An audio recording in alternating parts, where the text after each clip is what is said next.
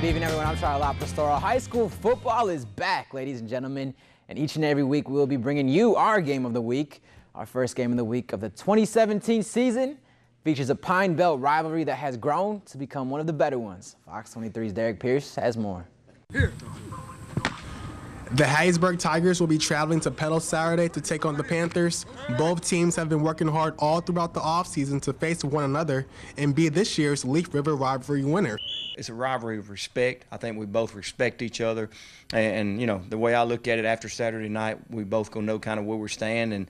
And you know, you want to win the ball game, but you know you're gonna be a better football team after the game, win or lose. They'll be well coached, and they've got guys that can play. So we know and we understand that, you know, we're going up against a formidable opponent, and we've got to do our best to come out with a victory.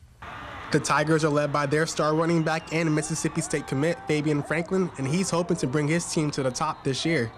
I feel like that, I got to do everything I need to do because, you know, this is my last chance to, you know, to play with Covens and for Covens, you know. Petal has high hopes as well as they look to play with the mentality that will lead them to a state championship. We've been to the state championship in the past 6 years twice, lost both, so we just kind of feel like it's on the edge of our fingertips, and that keeps us driving a lot, so just use that as motivation.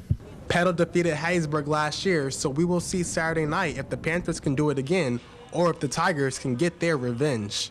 I'm Derek Pierce, Fox 23 News.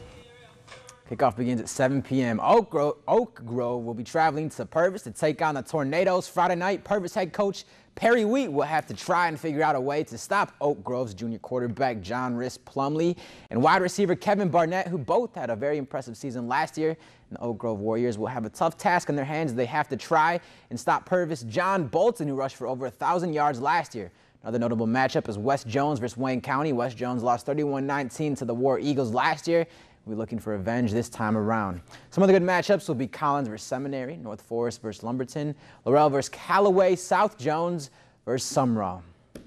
Well, many of you already know Ole Miss mascot, the Rebels. One high school in Ohio that had the same mascot will no longer be the Rebels starting today.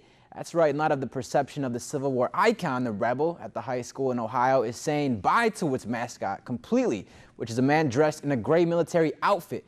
Now, that was the color of Confederate uniforms in the Civil War. The Rebel flag that was also part of the school was barred years ago, but the name and mascot stayed. School officials announced today the mascot will be removed in light of the deadly attacks during protests in Charlottesville, Virginia, and some cities deciding to remove Confederate statues. Now, officials say they hope this move enhances the environments for students. But like many things, times have changed, and the Rebel mascot has now taken on a negative connotation.